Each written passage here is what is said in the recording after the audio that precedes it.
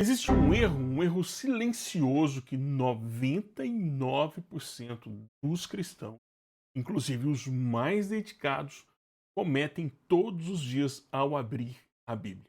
Esse erro, em vez de te aproximar de Deus, pode estar te levando para uma fé superficial, solitária, que não responde às maiores angústias. O Bruno vai te revelar nesse bate-papo que erro é este e como a solução para ele é muito simples e libertador. Deixe o seu like, é mais barato do que um marcador de texto. Não esqueça de se inscrever no canal, deixe um comentário, um emoji de mãozinha, hang loose, o choque, qualquer um desses é muito importante para o canal. Deus te abençoe. É com você, Bruno. Bruno, Bruno, seja muito bem-vindo ao lado B, obrigado. Bruno é um desses cabeções que a gente encontra por aí e que anima a gente assim.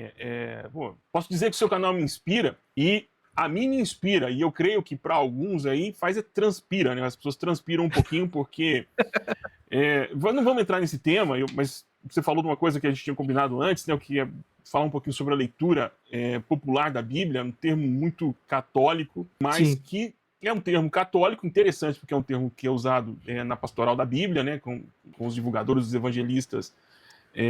Creio que os dominicanos, não sei se são dominicianos, não sei qual é o grupo que trabalha mais, whatever, mas que foi uma conquista da reforma, né? A publicação, distribuição e acesso livre às escrituras na língua que você fala e na língua que você lê, né? Na sua língua Perfeitamente. nativa, que é uma conquista dos reformadores, né? É uma ação da Igreja Católica, mais conhecida entre os católicos, mas que nasce dentro de um contexto protestante. Bruno, por que a leitura popular da Bíblia é importante e o que é essa tal leitura popular da Bíblia? O que é isso? Cara, aqui na América Latina se convencionou, né, utilizar o termo leitura popular da Bíblia com essa expressão, desse jeito, muito pela conjuntura política e histórica na qual ela surgiu.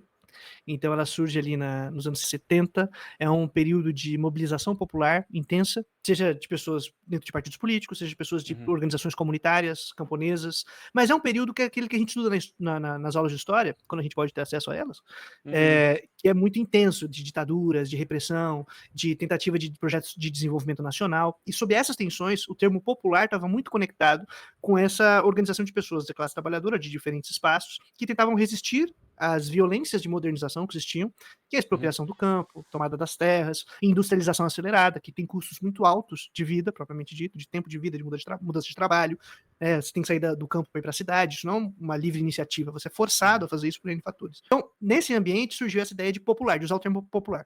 E era leitura popular porque a maior parte da população era analfabeta, então as pessoas aprendiam a ler muitas vezes tendo acesso ao texto bíblico, ou não sabendo ler, discutiam por meio de quem era alfabetizado, mas que se reuniam nesses grupos, que eram fiéis, mas também pessoas do dia a dia, né? São militantes, ou são trabalhadores e trabalhadoras, quem está tentando sobreviver, e faziam uma leitura que ela não era centralizada na tal da pregação, da homilia, do padre que vai uhum, falar para os outros, senão que o pessoal se reunia em grupos e discutia, lia a Bíblia, discutia o cotidiano, discutia as questões que estavam envoltas ali no seu território a partir do texto bíblico. E aí surge essa ideia de leitura popular da Bíblia, mas ela não é nova, ela é um resgate. Você bem lembrou, Borja, da uhum, Reforma, que tinha algo muito forte.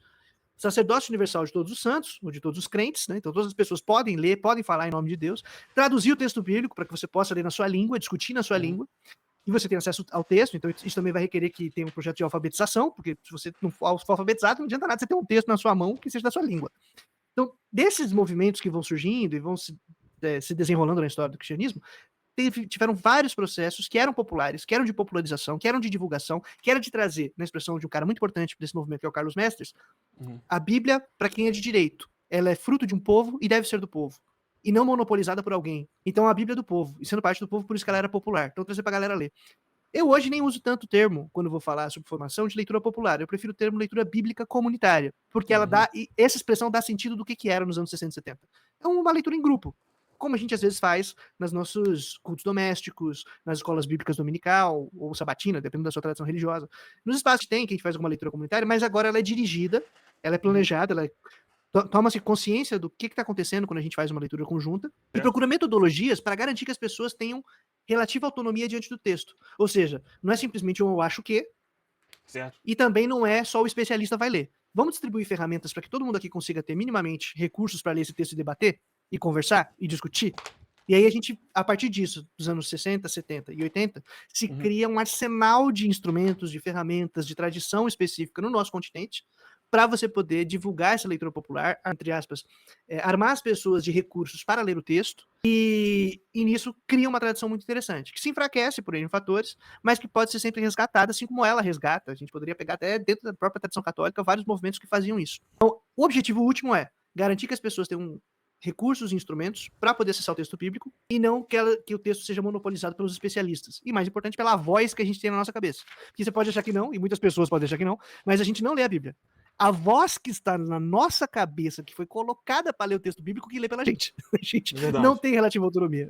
Nós somos lidos. Basicamente é isso. Não, é interessante. E, rapaz, isso tem muitas camadas. Primeiro, assim, importante ressaltar que informação é poder, né? Informação é poder, acesso à informação é poder, interpretação da informação é mais poder ainda, né? Primeiro, são muitas perguntas já a partir já dessa sua primeira manifestação que você aportou, que acho que é muito importante. A primeira é: que época ruim para aprender a ler, hein? Uma época de anos 60 e 70, ainda mais o texto bíblico, porque você tem a força da igreja gerando uma hegemonia nas comunidades a partir da homilia, a partir da presença do padre. No caso da América Latina, claro, a presença esmagadora da Igreja Católica, como fio condutor da moral e da construção do ser em sociedade, né? A construção moral. E, de repente, você tira a primazia, né, da leitura e explicação e aplicação do texto, e você redistribui isso para todo mundo. E para isso você precisa ensinar o povo a ler, né? Pois é. E quando o povo começa a ler, o povo começa a entender, né? Exatamente. E quando entender, começa a julgar. E quando começa a julgar, começa a decidir. E quando começa a decidir, aí é hora da gente colocar o exército na rua para tentar impedir que as pessoas façam besteiras com a sua própria vida, né? Que época complicada, não, Bruno, para começar a aprender a ler. É da década de 60 e 70. Não é à toa que esse movimento sofreu tanto. Perfeitamente. Aí, não vou nem uma pergunta, foi só um apontamento, mas agora sim é uma pergunta. Por que ler a Bíblia? Excelente pergunta. Acho que antes da gente falar o porquê, quem quer ler, né? Exato. Quem é o sujeito que está preocupado em ler o texto bíblico? E aí, a partir desse sujeito, a gente construir, já que você quer ler, por que você quer ler? Né? Então, eu, por exemplo, quando faço leitura, eu tenho a possibilidade de muitas dessas informações de leitura comunitária da Bíblia, né? Leitura bíblica comunitária, leitura popular da Bíblia. E vou dar só um exemplo, né? Antes de falar sobre o nosso ambiente de fé. Uma vez, quando eu estava no mestrado, eu tinha uma bolsa. Então, como contrapartida da bolsa, eu tinha que fazer estágio de docência. Então, eu tinha que dar aula junto com os professores na universidade, essa coisa toda. E aí, lá na universidade, teve um professor com quem eu apliquei para um programa para poder dar aula junto com ele. Era um programa de aperfeiçoamento docente, uma coisa bem interessante, assim. E era um cara que não tinha nada a ver nem com a minha linha política, nem com a minha posição, nem nada. É um liberal, professor tradicional, de leitura da filosofia alemã estrita, classe média alta, né, de família já bem tradicional, também muito bem posicionada. Liberal mesmo, assim, ateu, né? Aquela pegada toda. Ele olhou para mim e falou: o que a gente vai fazer, né? Como é que você vai aqui me ajudar? Como é que a gente vai conversar? Aí a gente começou a discutir, a gente construiu ele foi muito gentil, a gente construiu algumas inserções que eu poderia dar durante o curso de introdução à filosofia para quem estava entrando na universidade. E na primeira aula ele tinha bolado fazer uma discussão, propor um filme para o pessoal assistir, que é o filme Árvore da Vida, do Malik. Eu esqueci o nome do... Malik, eu esqueci o primeiro nome do diretor lá. É um filme todo cabeçudo, cheio de não sei o que lá, e é um... Nossa, diretor heideggeriano, então era filosofia existencialista, uma coisa bem complicada. Mas ele fez isso, e aí o filme tem um epílogo, que é um trecho do livro de Jó. Isso. E ele começa com uma citação de Jó, passa o filme todo e no final dá uma retomada. E aí o professor olhou pra mim e falou: você tem uma formação em teologia que eu vi, não é? Eu falei: tenho. Você não faria aí uma apresentação da leitura de Jó? Podemos fazer algo, não é? Só que lembrando, ateu, liberal, universidade pública, todo bagulho, né? Tradicional. Tal. Aí eu propus uma discussão, li com a galera. Quando terminou, um grupo dos alunos, é uma sala que tinha quase 100 alunos, assim, uma sala gigantesca, que era de introdução, um negócio imenso. Um grupo veio, juntou assim, veio: Bruno, onde é que a gente pode ter conteúdo para poder fazer isso aí que você fez, dessa leitura desse texto? Porque a gente queria poder aprender mais, porque tem muito autor que a gente vai lendo que tem referência bíblica e a gente não tem. Porque não eram pessoas de fé. Pessoas que não tinham fé. Ele falou, pô, eu queria aprender isso daí. Então, para essas pessoas lerem o texto bíblico, é ter recurso para poder lidar com a tradição que vigora hoje como hegemonizada não só no nosso país, mas no chamado Ocidente. Então, é preciso ler o texto bíblico para entender os valores e muitas ideias e muitas estruturas que tem nesse mundo que é o que vigora hoje. Então, é muito importante, seja para analisar criticamente, seja para entender o que está acontecendo. Claro. Eu preciso saber isso. Para uma pessoa de fé, a gente vai ler esse texto bíblico, e eu gosto muito do jeito que o Carlos Mestres fala, porque nós queremos participar de uma tradição. Nós tivemos a nossa experiência de fé. Então, meu pai fala muito isso. Ele fala, eu conheci Jesus não foi lendo a Bíblia, foi vivendo com a minha mãe. E aí ele fala, minha mãe era Jesus. Meu pai falou isso pra mim tranquilo, assim, minha mãe é Jesus. Minha mãe me apresentou Jesus. Não foi o texto bíblico. Então foi a vida, viver com a minha mãe, me ensinou esse texto de Jesus, a vivenciar, ter isso encarnado, vamos dizer assim. E aí depois eu fui ler o texto bíblico. Então primeiro eu tive uma vida, depois eu vou ler o texto. Se eu quero participar dessa tradição, que eu tive uma experiência de fé, de conversão, que eu tive um contato com Jesus por meio de outras pessoas, por meio de experiências da vida, e eu vou pro texto bíblico, eu quero participar dessa tradição. Então, como é que eu participo dessa tradição entendendo ela? Então, eu vou retomar esse texto bíblico para me fazer, eu quero fazer parte desse povo, dessa tradição, dessa galera que está lendo. Então, eu vejo pelo menos essas duas perspectivas, de quem não tem fé, ou de uma pessoa que não está preocupada com a leitura religiosa, de entender esses conteúdos que fazem parte da estrutura do mundo que a gente tem, e de quem é uma pessoa fiel, porque a gente, depois da nossa experiência de fé, decidiu se inserir nessa tradição. Como é que eu me aproprio dela? Como é que eu leio ela? Como é que eu posso manejar esse conteúdo aí que preserva a história de um povo, ou de povos que também tentam manter viva essa trajetória? Então, bom, tá aí. Se você tem dúvida por que o povo lê a Bíblia, o povo lê a Bíblia que primeiro quer fazer parte de uma tradição, quer entender essa tradição. É verdade, esse foi o meu contato com a Bíblia. O meu contato com a Bíblia foi assim. Meu contato foi... O primeiro contato, na verdade, com a Bíblia foi guardando documentos, porque a gente tinha uma Bíblia católica do João Paulo II. Sim. Pela vinda dele ao Brasil. E aí meu pai era vendedor da Barça, na época, e ganhou, por ter vendido mais, não sei o que, ganhou essa Bíblia lá do João Paulo II. A gente guardava duplicata, foto de família, documentos dentro dessa Bíblia. Ler mesmo, nunca lembro, mas estava lá, a foto do João Paulo II, aquela coisa toda.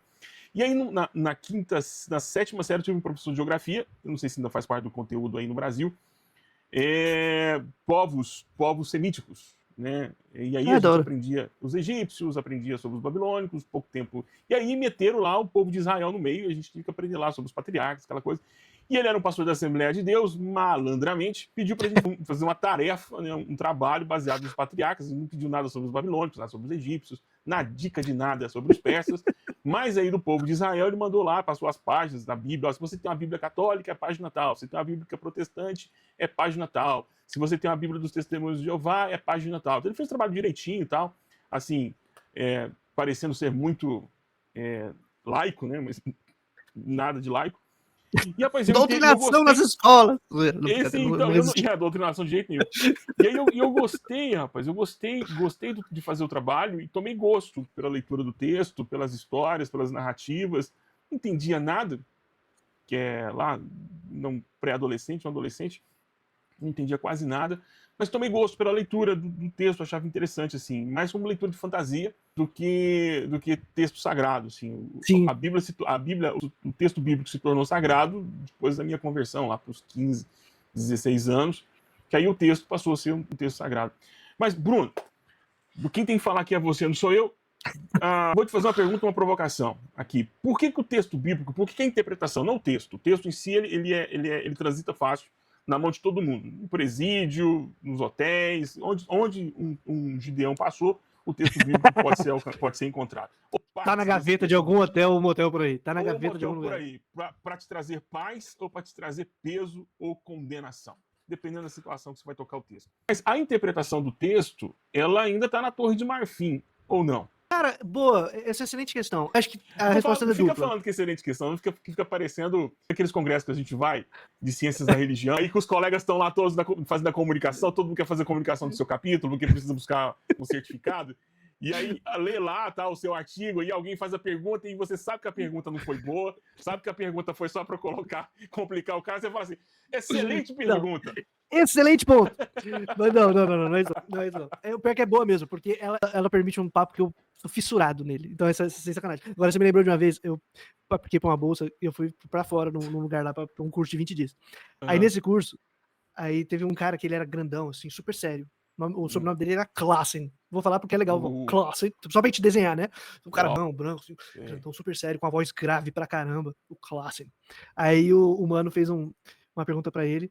Falou, mas e não sei o que lá, papai? Ele, muito boa questão. Próximo. Eu achei Ah, que interessante. Era tão muito boa sua essa pergunta. resposta. Vamos para a Próximo. É, e todo Uma mundo pergunta riu, tá? ótima. Pra quem tá maravilhoso. fazendo aqui. Muito boa pergunta. Vamos para a próxima. Que Excelente. mala. Não, foi divertido. Porque aí ele riu, todo mundo riu, obviamente, porque o engraçado foi, não, é que eu não sei responder mesmo, então vou ficar na dívida. Eu falei, não, beleza, então tudo certo. Eu achei muito boa a sua questão. Vamos para a próxima. Mas, cara, esse lance de se a gente, né, fica rendido ou não, tá na mão do especialista ou não, ou ainda tem uma leitura, eu achei muito dupla, porque a gente pode negar isso quanto quiser, mas a Bíblia ela não se mantém por causa dos especialistas. Ela é hoje monopolizada e ela se reproduz muitas vezes de maneira monopolizada porque quem tem a voz sobre esse texto na igreja, seja por uma estrutura institucional bem delimitada, seja porque quem tem a formação, né? Dependendo do critério da igreja, alguém tem o poder sobre aquele texto e tem a última palavra sobre ele. Mas apesar disso, a Bíblia chegou até a gente graças à tradição oral popular, das histórias que as pessoas contam dentro de suas casas, com seus filhos, com suas filhas, com os vizinhos. Foi por meio de conversas que esse texto se mantém. Então, eu acho isso muito importante. Por um lado, a gente tem um problema que a gente tem que enfrentar, que é a da monopolização da palavra, que cerceia das pessoas recursos para que elas tenham autonomia para questionar a leitura do pastor ou do especialista. Porque é isso, no dia todo mundo conversa, fala sobre o texto bíblico, tem a vozinha aqui na cabeça que faz você reproduzir um monte de groselha, mas tem janelas de momentos em que você simplesmente está conversando, fazendo suas questões e mantendo viva essa tradição. Na história do medievo, né, na Europa, onde você tem uma igreja, uma tradição religiosa que é pregada em latim, não foi em latim que se manteve a tradição que as pessoas no dia a dia contavam as histórias, elas contavam as histórias bíblicas de memória, do que elas conheciam e aprendiam no seu dia. Exato. Então você tem o padre pregando em latim, fazendo homilia na missa, mas as pessoas conversam no dia reproduzindo isso por outros termos, com outras histórias. Por isso que tem um monte de história que está atravessada de coisas que nem no texto tá, mas que tá no imaginário popular. 2000 anos não passará. E vai... tipo isso, exatamente. Tipo isso. Ou que Paulo caiu do cavalo. Né? Todo mundo tem a imagem de Paulo caindo do cavalo, nunca caiu do cavalo. Não tinha cavalo na história, não sei de onde veio o cavalo. Eu faria a minha. Exatamente. Tem um monte de coisa que você vai vendo, mas de onde veio? Vem dessas tradições que são populares. E mesmo antes de você ter um texto escrito, esse texto se manteve por tradição oral. As pessoas contavam no dia a dia, elas contavam as histórias. Depois do texto escrito, mantém oral. Hoje, a gente conta um monte de história que é por tradição oral. Vou dar exemplo do meu avô, pai do meu pai. Ele era analfabeto. Foi semi-letrado, não vou usar a palavra alfabetizado, porque é muito forte. Semi-letrado na Assembleia de Deus, quando ele se converteu, porque tinha que ler o texto bíblico, senão ia pro inferno. Então ele, o pessoal lê o mínimo, como meu avô diria, o mínimo, era esse, tô falando dessa pegada aí, para poder participar aí da fé, e de ler, de pregar, porque ele ia implantando igreja para chegar um pastor, e depois ele ia implantar a próxima, ele era um plantador de igreja, né? Nas cidadezinhas e tal. E aí o meu avô, ele contava as histórias, não é porque ele lia, ele era quase incapaz de ler. Era pelo que ele ouvia, reprodução oral, história contada, narrada. Então, por esse lado, tem um espaço de criatividade que é muito arriscado, mas que existe, e que é assim que a história se mantém. Ela, apesar de institucionalmente ter um monopólio sobre a palavra, e que o último que tem a voz é o pastor ou o especialista, a história popular ela se manteve. Ela seguiu correndo solta e ela se mantém até hoje. Ela é narrada para as crianças de maneira oral. As avós, as tias, os pais, os irmãos, a gente conta essas histórias, a gente narra elas.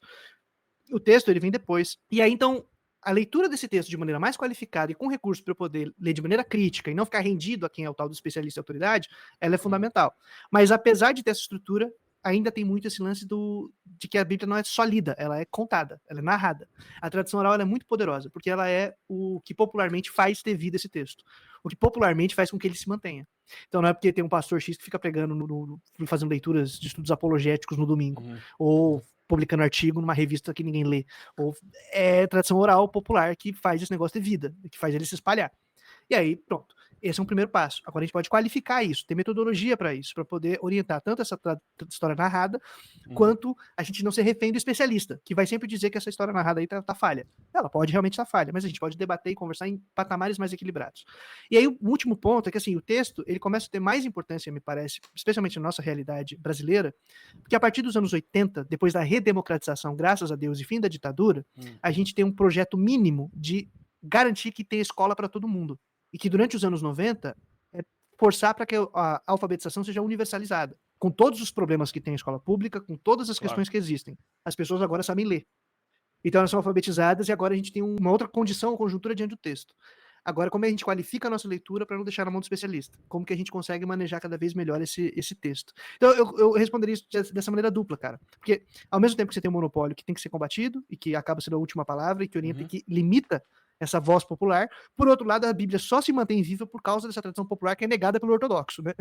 O ortodoxo doutrinário nega ela, mas é ela que mantém viva a tradição bíblica. Então, Não, é isso muda o verdade. jogo.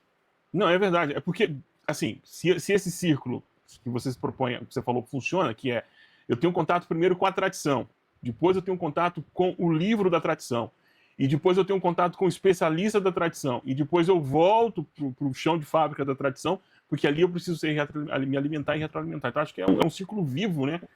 E constante nas relações de qualquer religião, mas como é que a gente está falando do recorte evangélico e o recorte evangélico brasileiro, eu acho que se a gente consegue entender dessa forma, fica muito mais fácil a compreensão e a importância do texto. Hoje, eu fiz uma live hoje de manhã, antes da gente começar aqui, e eu toquei num tema que é, assim, a culpa católica, ou a culpa cristã, a culpa evangélica, sobre algo que deveria ser prazeroso, que é o nosso momento de devoção. Porque como nós vivemos um mundo muito performático, e essa performance agora ela não é só mais privada, ela tem que ser uma performance pública, as pessoas precisam saber da minha performance, e como eu sou performático, a minha performance ela tem que estar exposta.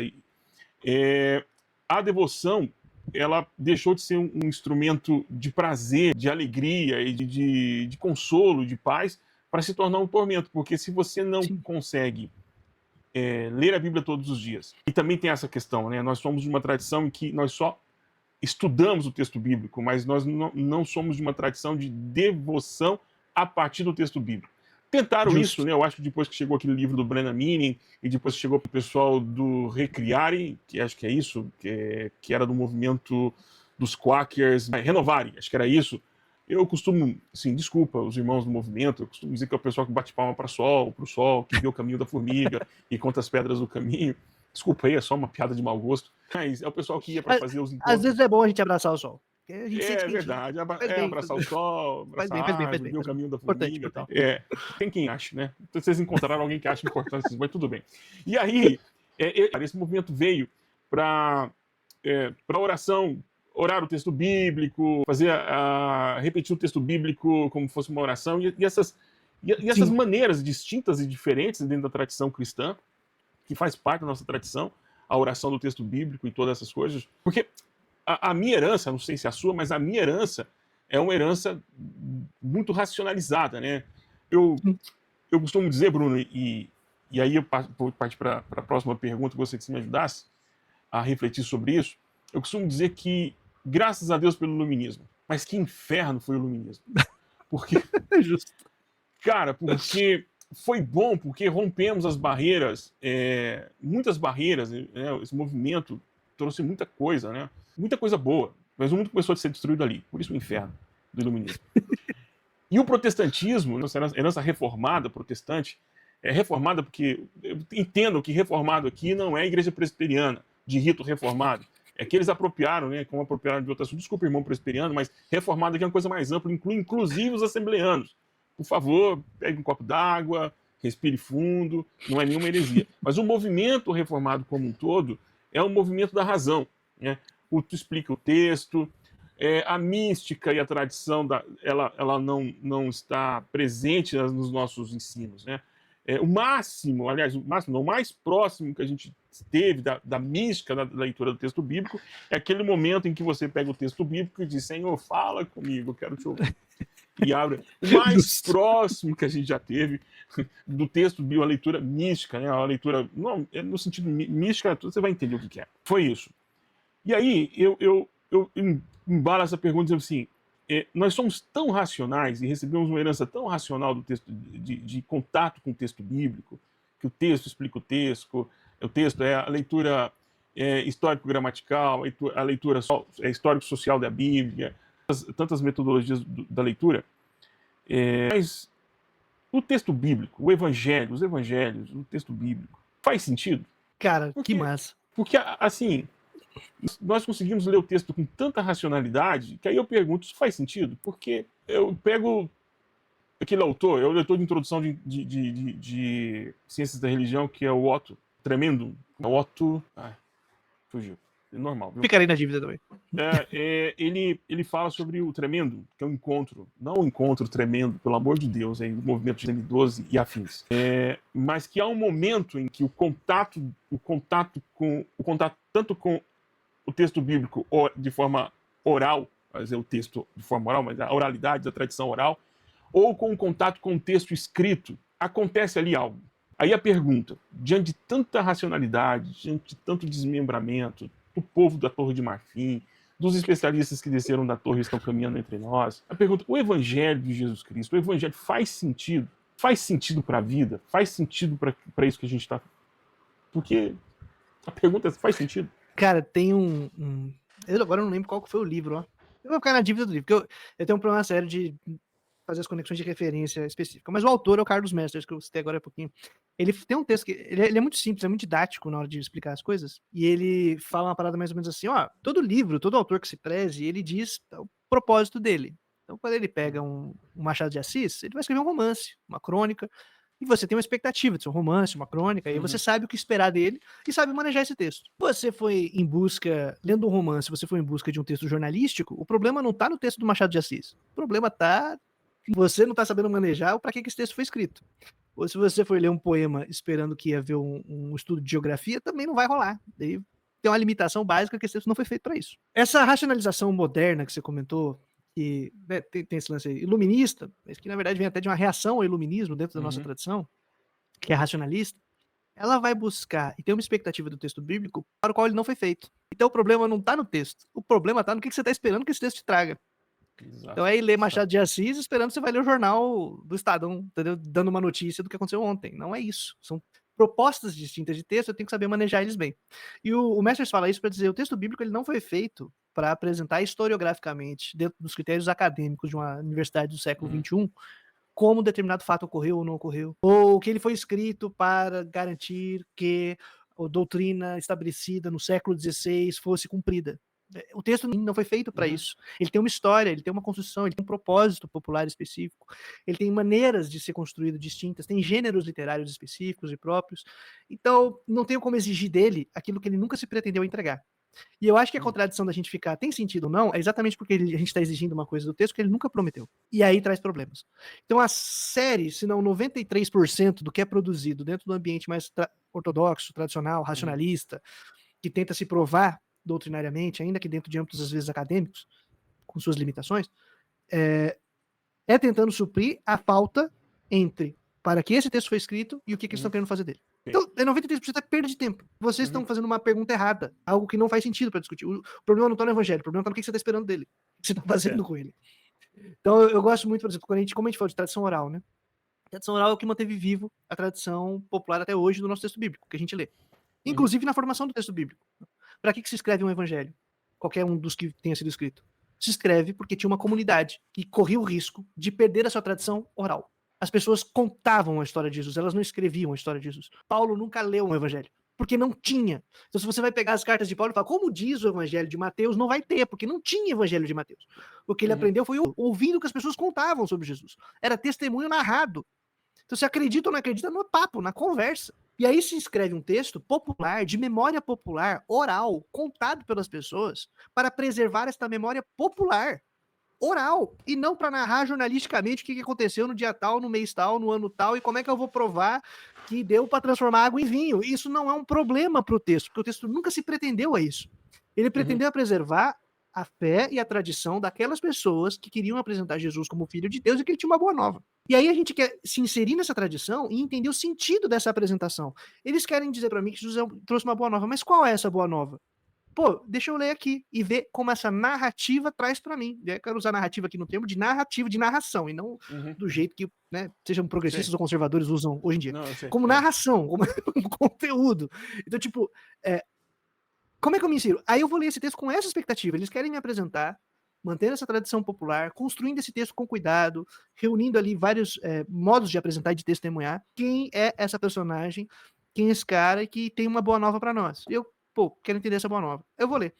Aí eu começo a ter sentido, começo a fazer, ok, é isso que a gente está fazendo.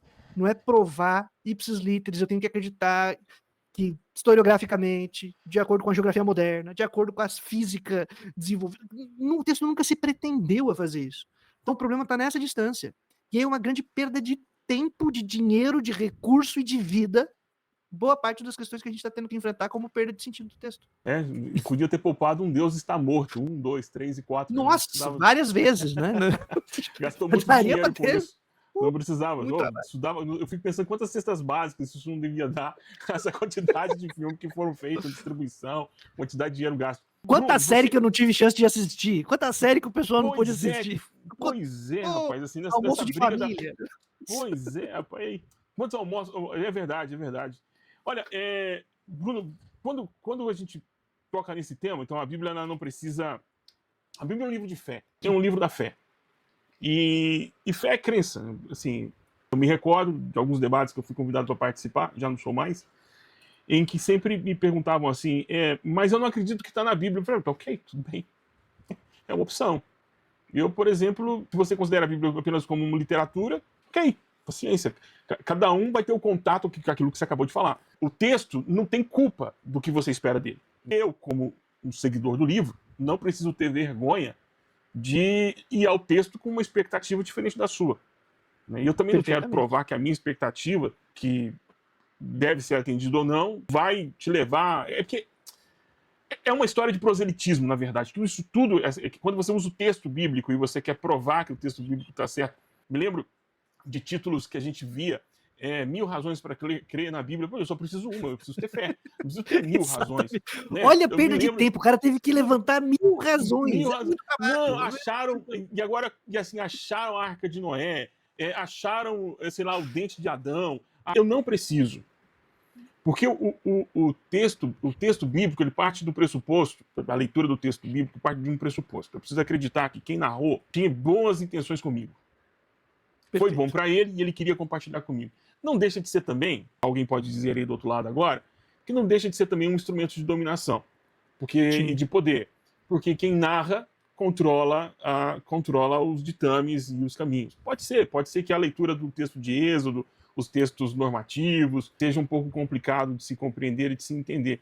Mas eu, calço a sandália da humildade e vou ao texto bíblico e muitas vezes digo para o Espírito Santo, fala, isso aqui está complicado. Até porque o evangélico brasileiro de língua portuguesa, quem está tendo contato com você evangélico de língua portuguesa, que está me ouvindo, me vendo e ouvindo e vendo o Bruno, todo texto bíblico traduzido, ele tem uma carga teológica por detrás, ele tem uma leitura de vida para a escolha das palavras, para a escolha dos termos, os advérbios, os pronomes, os tempos verbais. Quer dizer, toda a literatura bíblica traduzida, ela tem por detrás um outro leitor. Nós somos só leitores de leitores, essa é a grande verdade. Então, por isso, a carga de fé deve ser muito grande. E também a possibilidade de questionar, porque essa talvez seja o nosso calcanhar de Aquiles. Nós somos o povo da fé, mas não podemos ser, ao mesmo tempo, o povo que... temos que ser cordeiros para o matadouro, mas não podemos ser bereanos. Porque é muito bonito ser bereano quando chega um da religião diferente da sua na porta da sua casa. Aí você tem que ser bereano. Mas você não pode ser bereano para o pastor da sua igreja. Você não pode ser bereano para o professor seu da escola bíblica dominical. Você também não pode ser bereano para o editor da revista da escola bíblica dominical que a sua igreja adota. Você só está autorizado a ser um bereano, com B maiúsculo, para os outros. Exatamente. Não, dentro de casa você tem que comer. Não. Bruno, te pergunto, irmão. Você crê na autoridade do texto bíblico? Perfeitamente. Perfeitamente. Mas, agora, Bruno, curioso. Você é doutor em economia, vai agora tentando. É doutor e mestre em economia, não é isso? Formado em filosofia. O mestrado em filosofia. Sou mestrado em filosofia, é verdade. Eu sou doutorado em economia. Você é um marxista com M maiúsculo. Você é aquilo que o Olavo de Carvalho geme. Não vamos ouvir nenhuma opinião do Olavo de Carvalho. Ele está em silêncio, inclusive, até agora. Não falou nada, absolutamente nada até hoje. Nada do que está acontecendo. Mas você seria o que o Olavo de Carvalho diz, que você seria uma placenta do cristianismo. Você, como assim? E agora você diz, meu irmão, que você crê na autoridade do texto bíblico? Sem placenta não tem bebê que viva. Não, mas tudo bem, tirando essa parte. Cara, tem que você beba. Segundo também tem esse ponto. Cara, tem fazendo aqui um uso hermenêutico ousado do texto bíblico, bem ousado mesmo. Tem um texto, não sei se eu gosto de reparar muito das imagens, tá? Então aqui é todo provavelmente todo presbiteriano, não todo, alguns, mais Alguns. apegados ao texto, muito à letra, e Uhum. pouco ao pentecostalismo que habita em mim, não vão gostar muito, mas tudo bem, vamos superar isso juntos. Cara, tem um texto, aquele texto, a mulher é trazida, acusada de adultério, trazida pra ser, na frente de Jesus para ser apedrejada, né? Certo. Esse texto tem muitos movimentos interessantes, assim. Se a gente lê ele com cuidado e não com a voz tendo na nossa cabeça, a gente vai percebendo vários movimentos muito interessantes. Ele começa com Jesus tendo um debate no templo, e o debate esquenta, e Jesus sobe pro monte para dar uma esparecida durante a noite, ele volta no dia seguinte, e aí o texto diz que ele se senta para conversar com as pessoas. Então ele tá sentado conversando com as pessoas. E chegam os fariseus lá, a galera que acusando a mulher de adultério, e joga ela na frente de Jesus ali. Jesus tá sentado, os caras estão de pé, põe a mulher jogada ali na frente, fala, ó, ela foi pega em adultério, ela merece ser apedrejada. O que você tem a dizer? E o texto diz que Jesus está sentado, ele vira e escreve na areia. Então escreve na areia. Tal. Pergunta errada, o que Jesus escreveu na areia? Não faz diferença. Se o texto não quis te contar, meu amigo, não é você que você vai tentar descobrir agora. Ele está escrevendo na areia. Depois que ele ficou um tempo escrevendo ali, fala... Perdão, é que o João é um fofoqueiro pelas metades. Esqueci de contar esse Fofoca detalhe. pela metade é muito ruim. Vai estar escrevendo ali, e ele olha de volta pros caras e faz a famosa frase, né? Quem nunca errou, que atira a primeira, quem nunca pecou, né? Que atira a primeira pedra. E aí o pessoal vai largando, vai embora. Ele levanta pra falar, ele se levanta e fala, ó, quem nunca pecou que atira a primeira pedra. Ninguém atira, então ele agacha e pede pra mulher se levantar novamente. Veja que, quando os caras estão acusando ela, onde é que tá Deus nessa cena? Sentado no chão, junto das outras pessoas, enquanto essas autoridades estão de pé, olhando de cima pra baixo pra Deus, né? Falando, Deus, aqui, ó, Jesus, né? Filho de Deus, tem que tacar a pedra. E Jesus escreve na areia. Usando o texto de maneira bastante metafórica, ampla e muito poética, a lei que é escrita na areia, quando o vento sopra, apaga ou muda o desenho. A que é escrita na pedra, não. O vento bate e não muda nada. Aqueles caras que estão de pé estão usando a lei como pedra para apedrejar aquela senhora. E Jesus está utilizando uma lei que é escrita na areia, que ela vai se moldando de acordo com o vento. E aqui eu estou utilizando poeticamente o termo vento para dizer o espírito. Quando ele sopra, ele altera. Ele faz com que seja flexível e que essa pessoa não vai morrer por causa disso. Estou fazendo essa longa trajetória exatamente por quê? Porque essa leitura que ela impede a gente de simplesmente... Cara, eu tenho fé, e eu vou fazer a minha observação aqui, ela quer fazer com que o texto bíblico ele funcione tal qual uma estrutura escrita em pedra. Ela é fechada, ela impede que você consiga respirar. Então eu preciso de 1000 e não sei quantas razões, porque eu preciso deixar aqui muito bem estruturadinho, para que não tenha falhas, para que não seja mudado, para que mantenha as coisas como estão. Eu acredito numa autoridade de texto bíblico nesse sentido de que salva pessoas, de que traz vida, de que traz ânimo. Mas não por causa da palavra que está escrita no texto, mas por causa do espírito que dá vida para a palavra. E aí agora vamos utilizar a autoridade clássica de utilizar um versículo e jogar o versículo como referência. A letra mata e o espírito vivifica. É isso que Paulo diz, cara, gente. A letra pela letra, ela não dá. Ela tá morta, ela mata, ela é um negócio fechado, agora o espírito da vida. O que importa é o espírito. Olha, são cartas, né, que são escritas, mas não é carta escrita em pedra, é em corações humanos. É isso que a gente tá falando, tá falando de vida de gente de verdade. Não é para ficar feito em pedra, porque se for ficar escrito em pedra, muita gente vai morrer, muito inocente vai ser colocado para fora, ou muitas pessoas não terão possibilidade de ter uma segunda chance por causa desse tipo de posição. O mais importante é a vida da comunidade e a vida das pessoas. Depois, a lei ela tem que estar em favor da vida. Se ela faz o contrário, é uma lei corrompida. Pô, a carta inteira de Romanos é praticamente para discutir isso, gente. Para dizer que a vida é mais importante. Basicamente é isso. E a própria texto de Romanos é usado para ser uma lei que impede que as pessoas vivam. Quer dizer, ô meu pai amado. Então, assim, eu creio plenamente nessa autoridade do texto bíblico que defende a vida, que faz com que esse texto seja um texto vivo, que inspira, que traz vida nova, que faz com que a gente possa viver bem, que garante que haja condições para que as pessoas vivam. Do contrário, se torna um texto pedra na mão de humano para atacar na cabeça dos outros. É tão terrível isso, né? Porque movimentos que chamam, movimentos que se apelidam como Atos 29, como se fosse continuidade da igreja, né? Aquela coisa toda. Nada contra o movimento Atos 29, mal conheço, mas só como tipo de ilustração aqui. Às vezes as pessoas esquecem, né, que a igreja, desde a sua fundação, ela vem cometendo equívocos. Primeiro que Jesus não deu um modelo de reunião, e os irmãos pensaram, a gente está acostumado com a sinagoga, vamos de sinagoga. E aí esse problema de vamos de sinagoga, cara, já que nós somos de sinagoga, vamos de Moisés. Aí deu problema.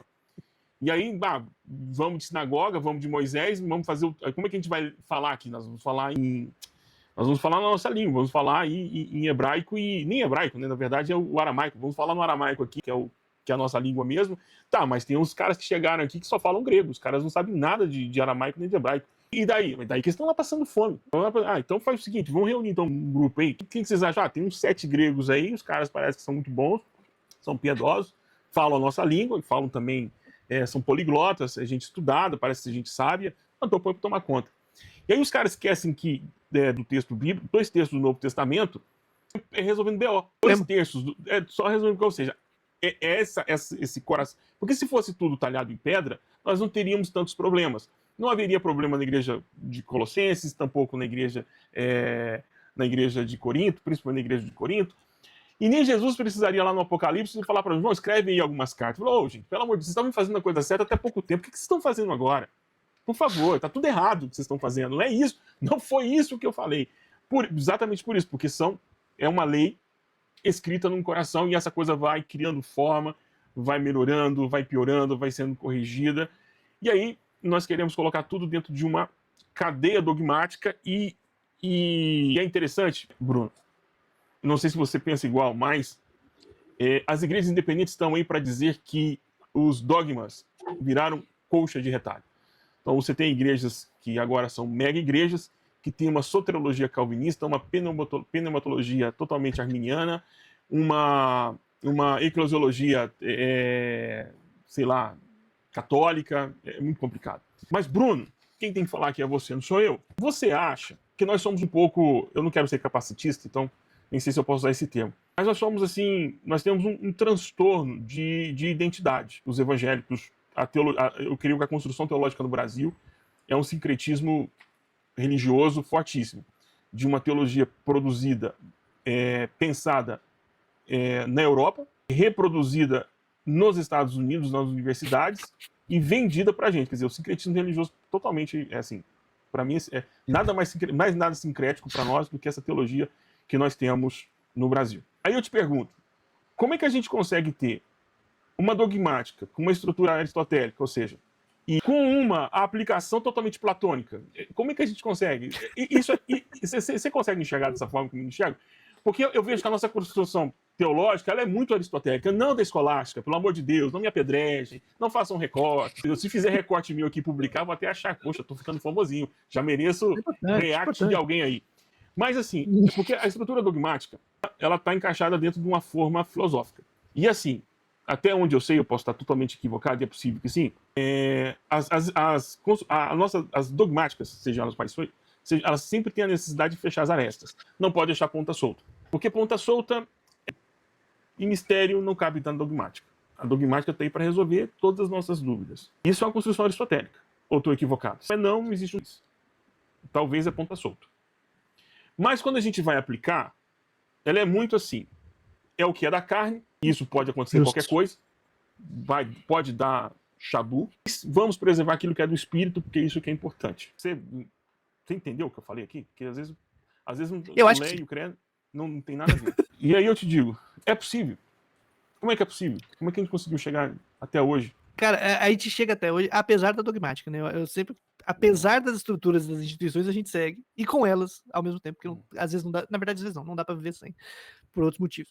Mas, cara, acho que tem duas coisas que são interessantes. A primeira é que, assim, quando a gente pensa, pô, a gente é muito sincrético, tem a percepção, posso estar equivocado também, de que é porque a gente já é doutrinado, ou já é inserido na tradição, pensando como seria lá fora. Numa imagem do que seria, por exemplo, um luteranismo alemão, ou um calvinismo puro e simples, ou sei lá, qualquer uma das tradições. E que, como se isso tivesse vigorado de maneira mais homogênea, graças às ideias bem estruturadas, e não porque foram religiões de Estado. Assim, isso muda consideravelmente a nossa percepção. Tinham estados protestantes. Assim, religião do Estado para você, então você tem que se inserir nessa doutrina e adotar elas. É fechada. Sim. Seja católico quando tá católico no poder, seja um protestante quando assume, né? Então, exemplo prático, o pai de Karl Marx, tão amado pelas pessoas, ele se converte ao luteranismo para não perder o emprego, porque só poderia se manter na estrutura burocrática jurídica na Alemanha se fosse luterano, porque subiu lá um rei protestante e falou, meu irmão, agora é todo mundo luterano, senão tá fora. O cara era judeu, falou, não, luterano, inclusive batiza meu filho aqui. Então, quer dizer, não tá tudo certo. Aí você mantém uma homogeneidade e menos espaços para doutrinas ou misturas de outras doutrinas, porque envolve a identidade nacional, envolve a estrutura institucional legal e tal. Os Estados Unidos é fundado por uma galera que vem de tradição protestante, mesma coisa, mesmo que depois se torne um Estado aparentemente laico, ele é fundado na base de Deus no céu, Estados Unidos da terra, e o pessoal é tudo lá, os piedosos, sei lá, aquelas tradições cristãs. Os fundadores, né, do Mayflower. Os fundadores, exatamente, aquela galera com aquelas roupinhas esquisitas. Essa galera aí, eles estão fundam uma doutrina que seria mais ou menos homogênea e que vai tentando manter essas estruturas. A gente vem de uma outra pegada, não é uma política de Estado, é uma religião que vem de classes populares, que vem de mesclas dentro de diferentes ambientes, espaços, uma conjuntura muito específica.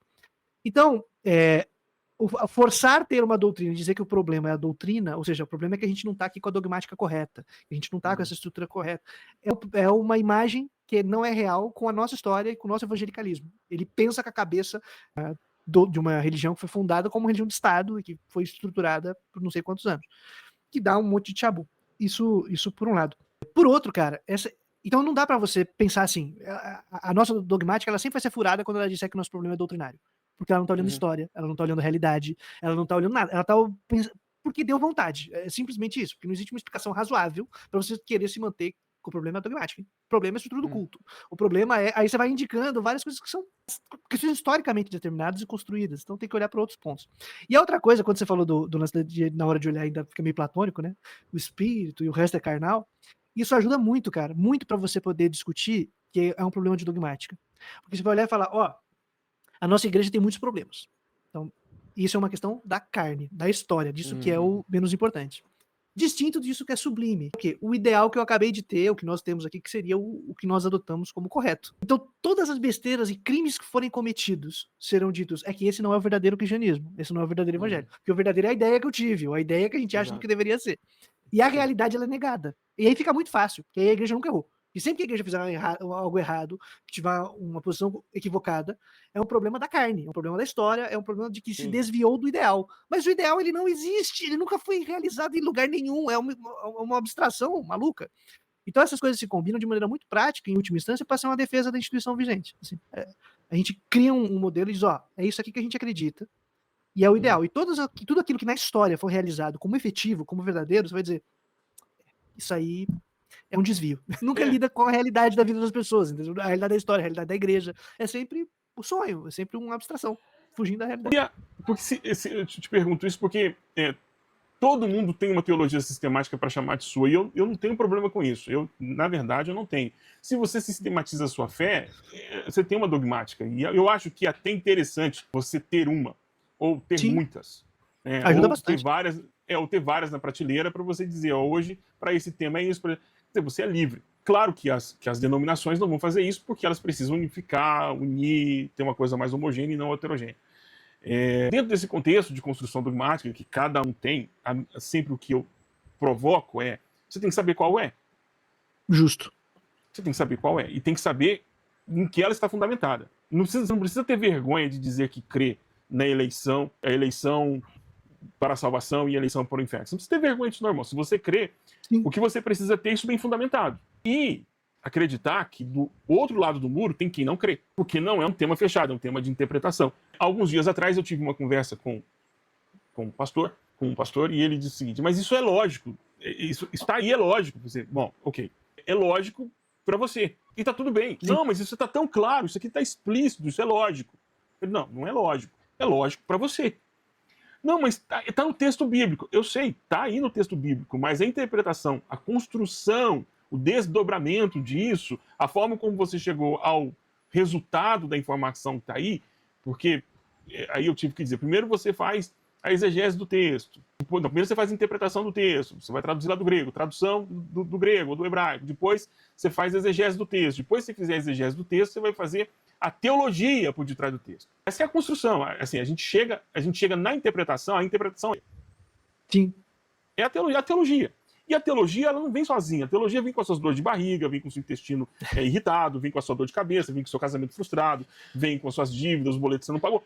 A construção teológica, ela é produção das suas dores.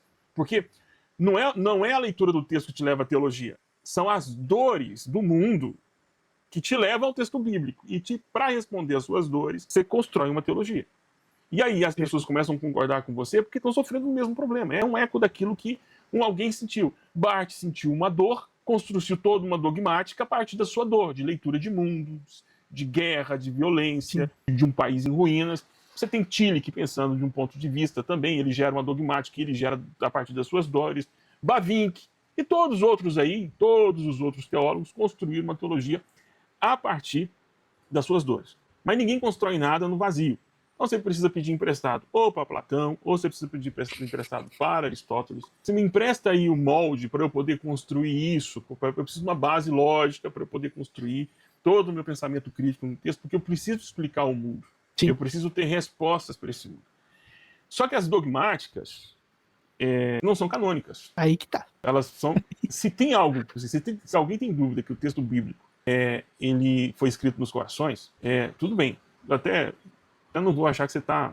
Tudo bem, irmão. Você está perdoado em nome de Jesus. Mas daí você falar que a dogmática foi escrita em pedra, você está, no mínimo, lançando fora a tradição rabínica de inventar coisas e de deduzir coisas. Né? Porque Sim. Moisés escreveu, mas existem trocentas escolas de interpretação sobre o que Moisés escreveu. Por isso Jesus já começa dizendo, olha, irmãos, filhos, companheiros, amigos, vocês ouviram o que foi dito.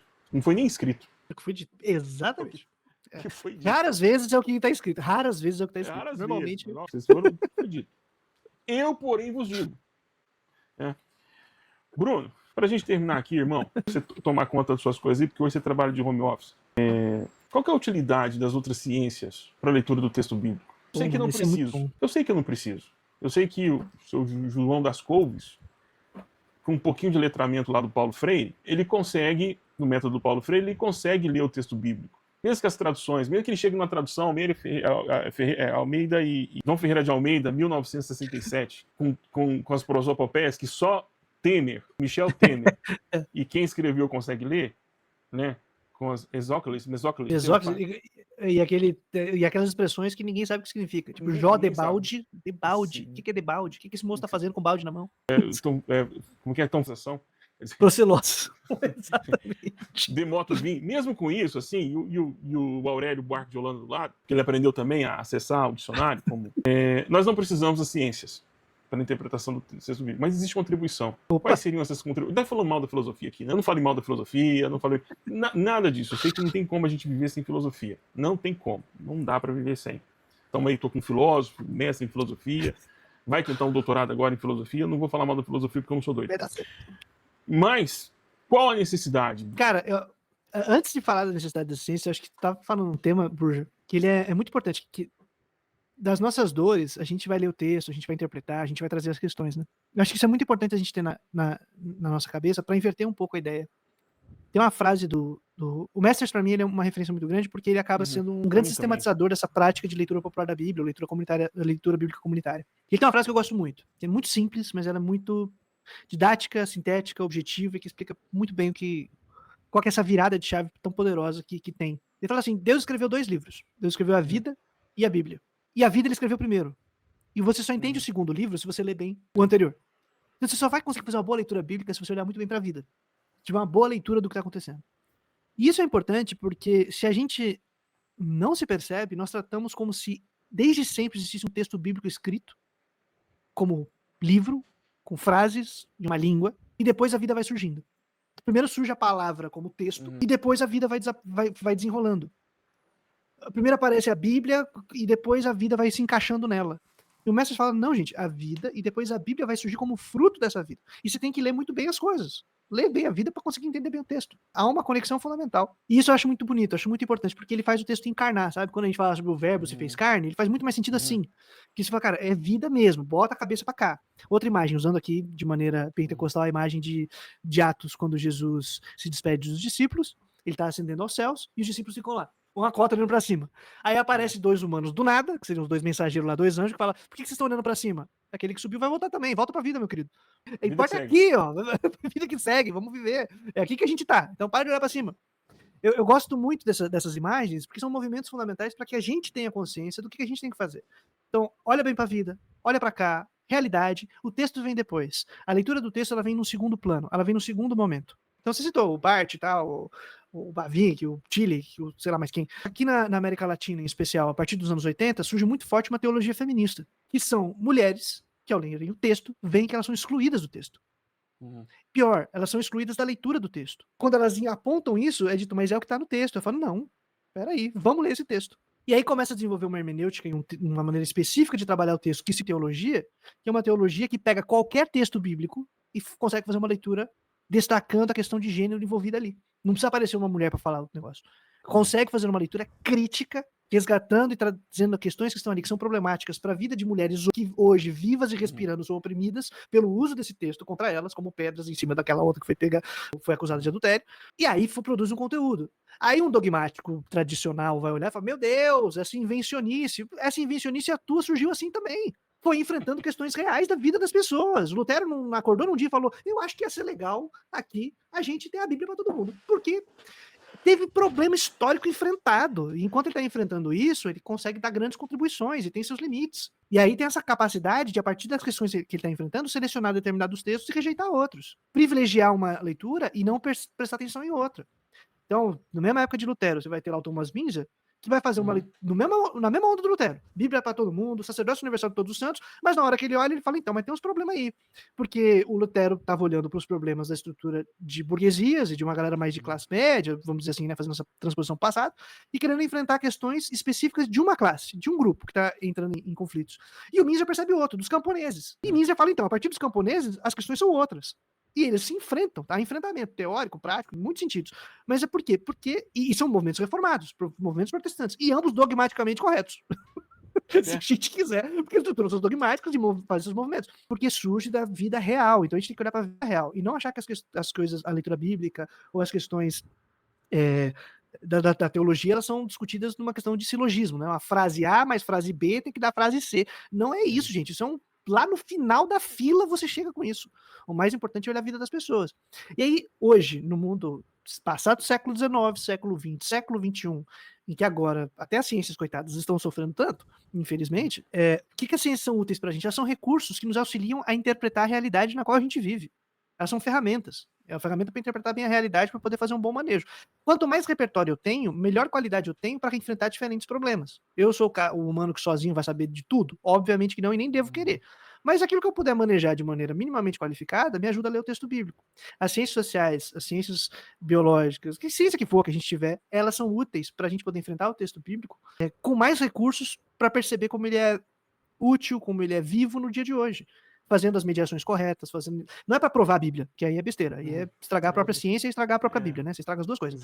É para ler bem a Bíblia. Eu quero ler bem esse texto de acordo com a nossa realidade. Então eu tenho um amigo, por exemplo, André Canaciro, que é um dos fundadores lá da revista Zelota. Ele é biólogo de formação.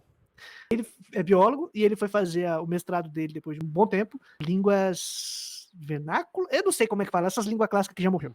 E ele escolheu hebraico. E aí ele fez o mestrado dele sobre a jumenta de Balaão, lá na USP. Muito massa. E ele faz uma leitura brilhante, com mediações adequadas, para poder entender o papel deste animal ali no texto, como narrativa.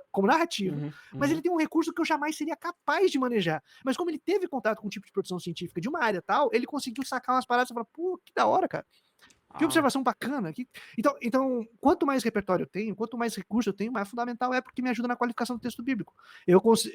Dada a minha formação, eu não consigo ler um texto bíblico e não perceber as questões de classe ou de conflito de grupos sociais envolvidos no texto. Ou a questão do trabalho. Eu não consigo ler um texto e não ver o trabalho envolvido ali. Eu olho e eu vejo trabalho. Eu vejo, gente, aqui, eu vejo isso na minha cara, dá raiva até. E não é porque eu forço, é porque é um recurso que eu tenho, né?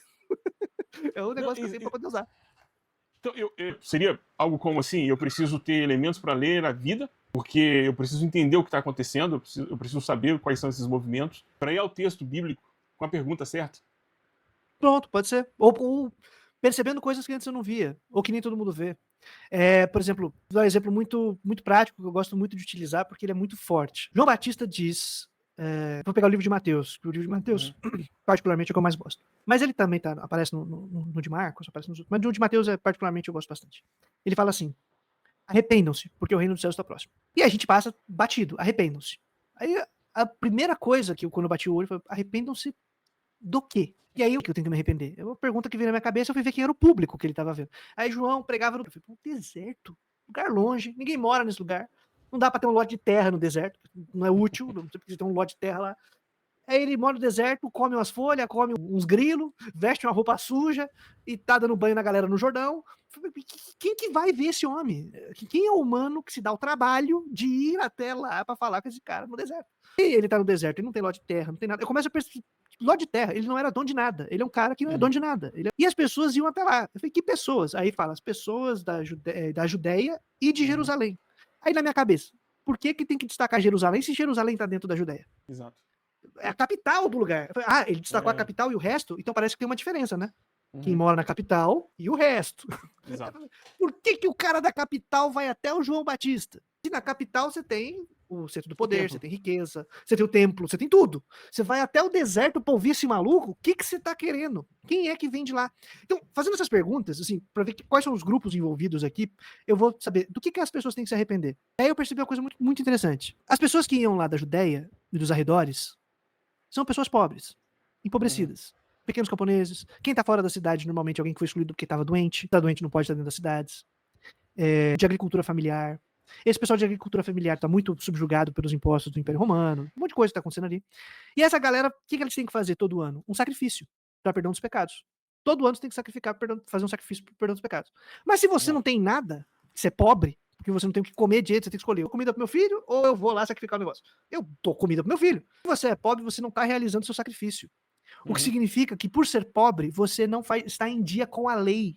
Porque o sacrifício é: eu estou em dia com a lei, não faz parte do nosso povo. Você está fora da lei, você é um irregular. uhum. E aí a pergunta de João é: arrependam-se. Ah, eu tô arrependido. De quê? Porque eu não consigo ir lá fazer o sacrifício. Ah, você não consegue? Mas você tá arrependido? Toma um banho aqui que tá tudo certo. Olha, Isso altera radicalmente o que esse cara tá falando sobre o que é arrependa-se, pois o reino dos céus está próximo. E aí o cara que vem lá da capital vem conversar com ele, os saduceus e os fariseus vinham para ouvir o que João tinha dito. Ele olha para os saduceus e fala: sua raça de víboras, vocês acham que não vai acontecer nada com vocês? Por quê? Porque esses caras praticam o sacrifício. Esses caras estão em dia com o templo. Esses caras estão em Jerusalém, eles estão da elite, eles estão bem. O arrependimento deles é outro. Vocês têm que se é outro arrepender arrependimento. dessa arrogância que vocês têm. Do cara que tá lascado, o arrependimento é tipo: cara, eu até queria fazer uns bagulho aí, mas não consigo. Toma o banho que tá tudo certo. E o outro? O outro, você para de oprimir esse pessoal aqui e para de fazer essa exigência canalha. Então, isso altera tudo. Mas eu só vou conseguir fazer uma leitura dessa exatamente pelo manejo de uma análise, por exemplo, de uma ciência social moderna, que observa a realidade Uhum, social e olha quais são os uhum. conflitos dos grupos que a gente tem. E consegue fazer um estudo arqueológico, geográfico e tal. Ou seja, quanto mais recurso eu tenho, melhor. Então, estudemos, leiamos, É nos verdade. formemos, tá ligado?